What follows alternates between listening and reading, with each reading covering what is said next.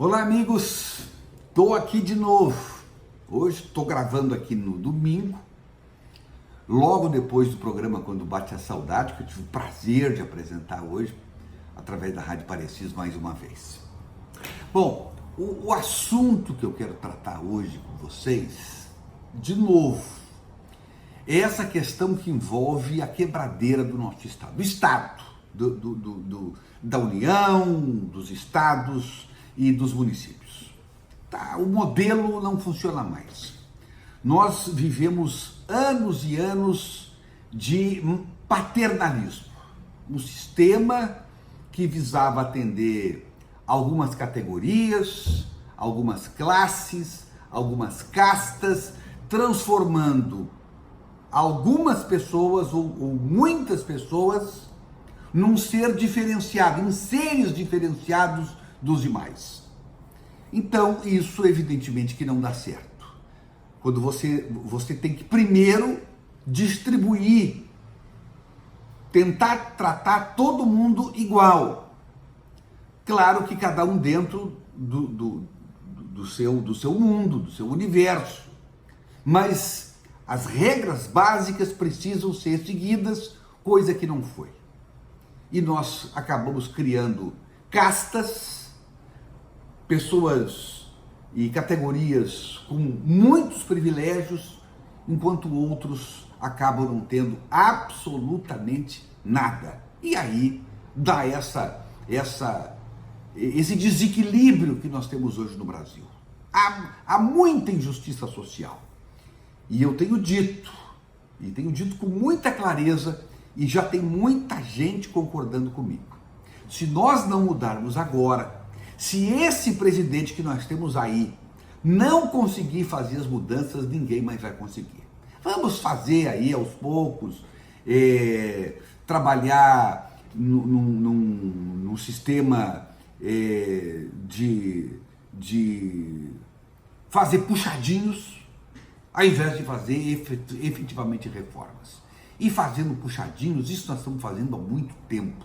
Medidas que valem para 1 ano, para 2 anos, para 3 anos, mas que logo depois volta tudo o que era, só que com um volume maior de déficit e de prejuízo.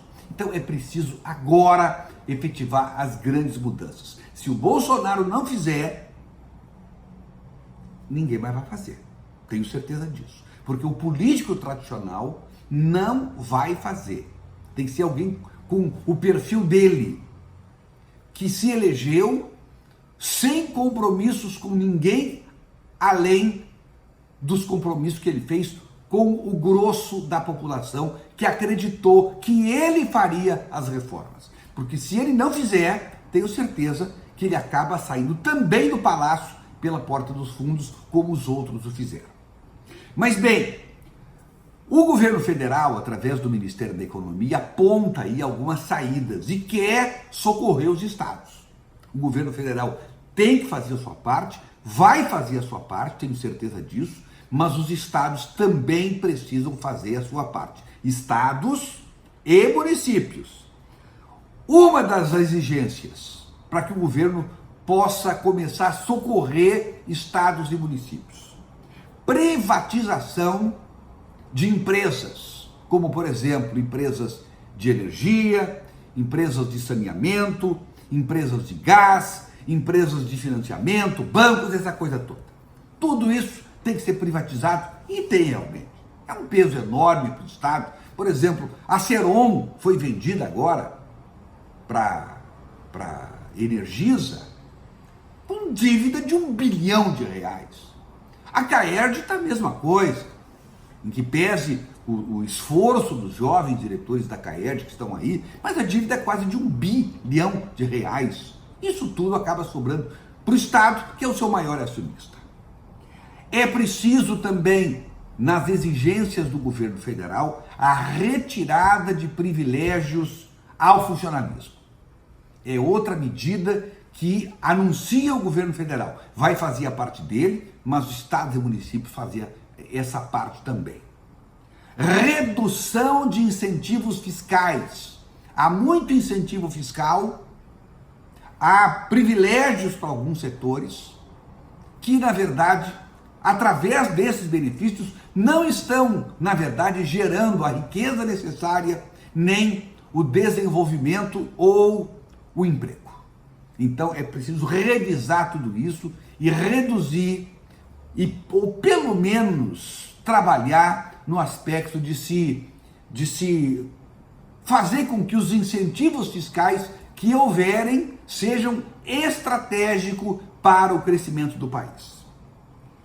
Também anuncia o governo federal a exigência da revisão do regime jurídico único dos servidores, que não se coadunam com o regime jurídico único do governo federal. Tem que seguir um modelo, e esse modelo é o da União, e os estados e municípios terão que se adequar a isso também. Outra exigência do governo federal para que os estados possam receber o seu socorro é a lição de casa que eles têm que fazer. Estados e municípios, unificar gestão financeira de todos os poderes. É outra exigência do governo federal, do Ministério da Economia de Paulo Guedes. E também estabelecer, e aí sim é importante, um teto para os gastos públicos. Isso vai servir para a União, para os municípios e para os estados. Não há mais condições de conseguir se prosseguir desse jeito. Já falei aqui, o governo de São Paulo vai fazer uma limpa. O João Dória está com seríssimos problemas. De tudo que ele arrecada, mais de 90% vai para pagamento de salários. Tem gente que chega a falar em 99%, eu não quero acreditar que chegue a isso, mas é o que se anuncia. Então, pelo menos 90% do que São Paulo arrecada vai para salários. É impossível. Porto Velho tem 75%. Então não é admissível. Olha, um estado que está com a tarefa em dia, um dos poucos desse país é Rondônia. Agora, o governador sofre, Confúcio sofreu, que a pressão, a ameaça de greve, há greves, mas se eles não segurarem, quebra o estado amanhã também. É preciso sacrifício de todos, sem exceção. Como eu disse, o modelo que existia no país quebrou, se mostrou inviável, faliu. E se nós não mudarmos através de uma grande reforma administrativa, uma reforma tributária, uma reforma política que tem que seguir a isso, nós não vamos conseguir vencer essa fase. E eu estou convencido, eu sempre fui muito cético com relação ao presidente Bolsonaro, inclusive durante a campanha.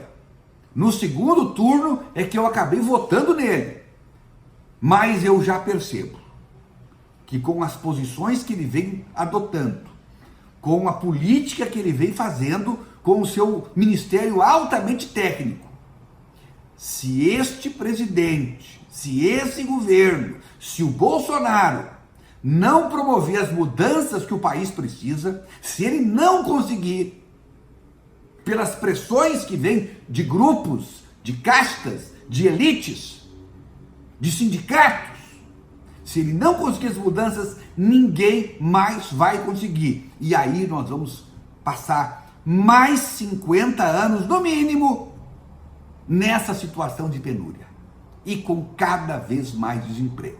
Então, esse povo, e aí eu estou conclamando, esse povo que hoje está desempregado, os cidadãos que são da iniciativa privada, que precisam de um país forte, que precisa de um país desenvolvimentista, que precisa de um país que consiga explorar todas as suas riquezas, convivendo com o meio ambiente. Todos vocês, aqui em Rondônia, de 1.700.000 pessoas, certamente 1.600.000 pessoas estão nessa condição. Ou são empresários, ou são trabalhadores da iniciativa privada.